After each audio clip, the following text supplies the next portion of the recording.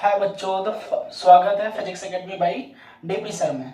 मैंने आइंस्टीन के प्रकाश के वैद्युत प्रभाव की जो व्याख्या करना है हमको, इससे पहले मेरे 2 पार्ट आ चुका है।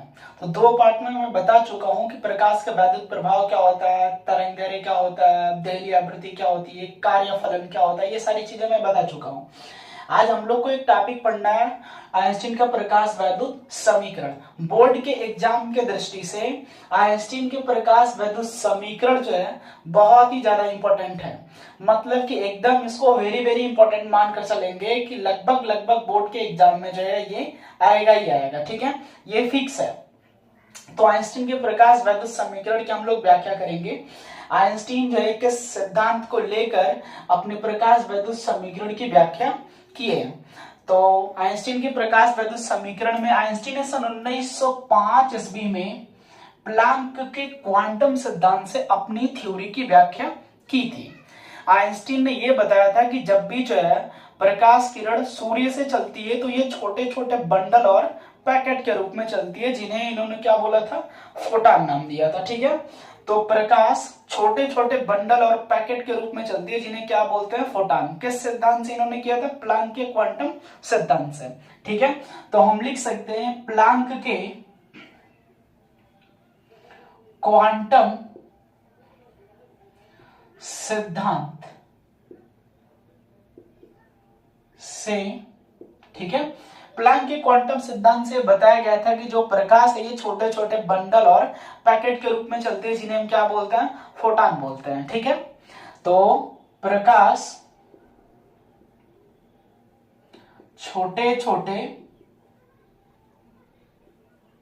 छोटे बंडल और पैकेट के रूप में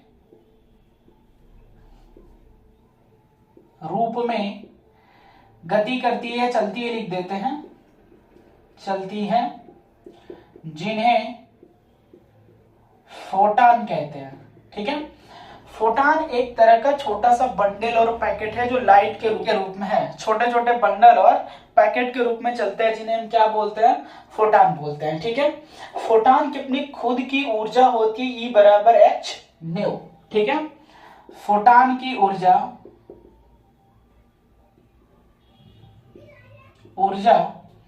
E बराबर h न्यू।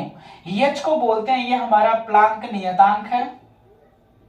ठीक है, इसका मान फिक्स होगा क्योंकि ये नियत है। 6.6 10 to the power minus 34 joule second, ये जो है फिक्स है। न्यू जो है आवृत्ति है प्रकाश की, ये उसकी फ्रीक्वेंसी है, आवृत्ति है। ठीक है, अब इसके बाद जो आइंस्टीन अपने समीकरण की व्याख्या यहां से करना शुरू की है।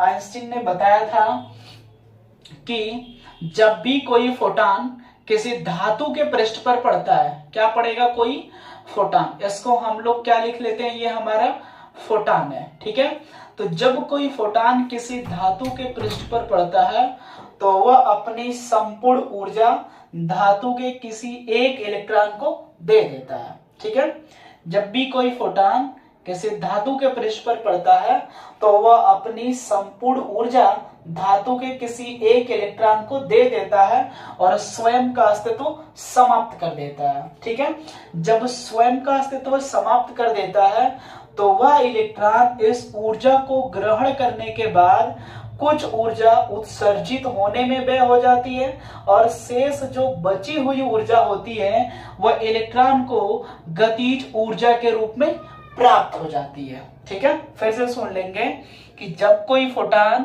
किसी धातु के पृष्ठ पर पड़ता है तो वह अपनी संपूर्ण ऊर्जा धातु के किसी एक इलेक्ट्रॉन को दे देता है और स्वयं का अस्तित्व समाप्त कर देता है। ठीक है, जब वो स्वयं का अस्तित्व समाप्त कर देता है और संपूर्ण ऊर्जा दे देता है तो ऊर्जा का कुछ भाग इलेक्ट्रॉन को कार्यफलन के रूप में मिल जाता है तथा शेष बची हुई ऊर्जा इलेक्ट्रॉन को गतिज ऊर्जा के रूप में प्राप्त हो जाती है। मतलब कि जो फोटॉन की ऊर्जा थी, फोटॉन की ऊर्जा वो 2 हिस्सों में बट गई।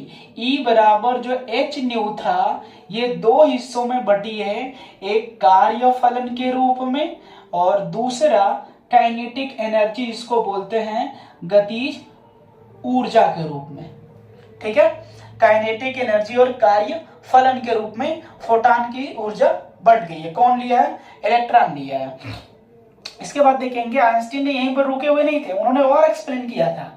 कहा था कि जो इलेक्ट्रॉन धातु के पृष्ठ के बाहर से निकलते हैं, मतलब ऊपरी सतह से, उन इलेक्ट्रॉनों की जो काइनेटिक एनर्जी होती है, गतिज ऊर्जा, वो मैक्सिमम होती है। और जो इलेक्ट्रॉन धातु के पृष्ठ के भीतर से निकलते हैं, मतलब कि अंदर वाले लेयर से निकलते हैं, अंदर वाली सतह से, तो उनकी ऊर्जा जो क्या होती है? मिनिमम होती है, कम से कम होती है। क्यों कम से कम होती है? जब इलेक्ट्रॉन निचले वाले सतह से निकलेंगे तो वह अन्य परमाणुओं से टकराकर अपनी कुछ ऊर्जा को क्या कर देते हैं? खो देते हैं, जिसके कारण उनकी एनर्जी क्या हो जाती है? कम हो जाती है। इसीलिए धातु के पृष्ठ से निकलने वाले ऊपरी सतह से इलेक्ट्रॉनों की गतिज ऊर्जा अधिकतम और इसके निचले वाले सतह से निकलने वाले इलेक्ट्रॉनों की गतिज ऊर्जा न्यूनतम होती है। मतलब कि धातु के पृष्ठ से अलग अलग ऊर्जाओं के इलेक्ट्रॉन क्या होते हैं? उत्सर्जित होते हैं। किसी की ऊर्जा मिनिमम होती है तो किसी की ऊर्जा मैक्सिमम होती है। अब हमें कार्यफलन के रूप में जो ऊर्जा मिली और गतिज ऊर्जा के रूप में मिली है, किसकी ऊर्जा थी? फोटॉन द्वारा दी गई इलेक्ट्रॉन को ऊर्जा प्राप्त हो गई है। ठीक है, हम इसको थोड़ा सा और एक्सप्लेन करते हैं, आप इसको कहीं नोट कर लीजिएगा और मेरे एक्सप्लेन को, वीडियो को पॉज कर मेरी साउंड को सुनकर आप उसको कहीं ना कहीं लिख लीजिएगा। टॉपिक बड़ा है इसलिए मैं लिख नहीं रहा हूं, थोड़ा सा देखिए ध्यान से।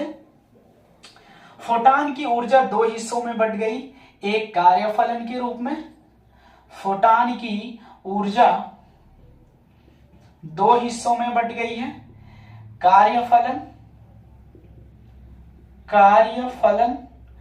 प्लस गतिज ऊर्जा के रूप में। ठीक है, मतलब उसको उत्सर्जित होने में जो काइनेटिक एनर्जी चाहिए। फोटॉन की ऊर्जा कितनी होती है? ई। कार्यफलन को W0 से डिनोट करते हैं और काइनेटिक एनर्जी जो होती है E इंटू के, काइनेटिक एनर्जी होती है। ठीक है, अब काइनेटिक एनर्जी हमें प्राप्त हो गई है तो हम जो है E बराबर जानते हैं कि H न्यू होता है, कार्यफलन H न्यू नॉट होता है और E इंटू के। ठीक है, इसको पक्षांतर कर लेंगे, एक तरफ कर लेंगे तो H new minus H new not बराबर कितना हो गया? E के। या इसको सीधा सीधा लिख देंगे तो हम लिख सकते हैं E के बराबर H new minus H new not. ठीक है, इसको बोलते हैं आइंस्टीन का ये प्रकाश वैद्युत समीकरण है। H हमारा प्लैंक नियतांक है, इसमें कॉमन ले लेंगे, H कॉमन हो गया, न्यू माइनस कितना हो गया? New not. ठीक है, H प्लैंक नियतांक है, न्यू इसकी आवृत्ति है, न्यू नॉट इसकी देहली आवृत्ति है। ठीक है, न्यू नॉट इसकी कौन सी आवृत्ति है? देहली आवृत्ति। न्यू प्रकाश की आवृत्ति है, H प्लैंक नियतांक है, E के हमारी काइनेटिक एनर्जी है। यदि हमें जो है ये समीकरण आवृत्ति के रूप में ना देकर तरंग दैर्ध्य के रूप में पूछेगा तो हम उसको किस तरह से हल करेंगे? न्यू बराबर हम लोग फार्मूला जानते हैं, C बटे में कितना होता है? लैम्डा होता है। उसी तरह से न्यू नॉट बराबर लिखेंगे तो C बटे में लैम्डा नॉट। न्यू बराबर C बटे में लैम्डा और न्यू नॉट बराबर C बटे में लैम्डा नॉट है। तो इस समीकरण को चेंज कर सकते हैं हम लोग यहां से। देखिए E के बराबर H C बटे में लैम्डा माइनस C बटे में लैम्डा नॉट। दोनों में से कॉमन क्या दिखाई दे रहा है? H C. एक बटे में लैम्डा माइनस एक बटे में लैम्डा नॉट। लैम्डा नॉट देहली तरंग दे रहे हैं और लैम्डा सिर्फ तरंग दे रहे हैं। ठीक है, तो ये हमें मिल गया। यदि हम मान लेते हैं कि जो फोटॉन होंगे, इलेक्ट्रॉन होंगे, वो गति कर रहे होंगे, यदि इलेक्ट्रॉनों का अधिकतम वेग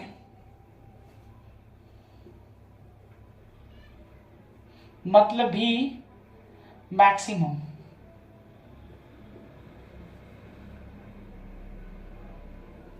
हो तो उस समय जो काइनेटिक एनर्जी होती है E के बराबर half m v square maximum. ठीक है, तो उस स्थिति में क्या लिख सकते हैं? 1/2 एम वी स्क्वायर मैक्सिमम बराबर एच सी कोष्टक में 1 में लेमडा माइनस 1 तो यदि इलेक्ट्रॉनों का अधिकतम वे V मैक्सिमम हो तो E के बराबर 1/2 एम वी स्क्वायर मैक्सिमम है। तो यहां से लिख सकते हैं एम वी स्क्वायर मैक्सिमम बराबर एच सी 1 में लेमडा माइनस 1 में लेमडा नॉट है। ये आइंस्टीन के प्रकाश वैद्युत समीकरण है जो आइंस्टीन ने अपनी थ्योरी में बताए हुए हैं। बोर्ड के एग्जाम में आइंस्टीन के प्रकाश के वैद्युत समीकरण को जो है कई बार पूछा है और ये हर साल जो है आता है, तो इसको आप ध्यान से पढ़ लीजिएगा। नहीं समझ में आएगा तो फिर कमेंट बॉक्स में लिख दीजिएगा, मैं फिर से इसको एक बार समझा दूंगा। ठीक है, ऐसा नहीं होगा कि नहीं समझ में आएगा, समझ में आ जाएगा। प्रॉब्लम आपको नहीं होगी, सारी समस्याएं जो दूर हो जाएंगी, कोई भी डाउट नहीं होगा। ठीक है, आप मेरे चैनल को सब्सक्राइब कीजिए और शेयर कीजिए, बस आपसे यही मेरी रिक्वेस्ट है। ठीक है, तो ये हमारा टॉपिक रहा आइंस्टीन के प्रकाश वैद्युत समीकरण का और हमने इसको खत्म कर दिया हुआ है। आइंस्टीन के प्रकाश वैद्युत समीकरण क्या हो गया, खत्म हो गया। ठीक है।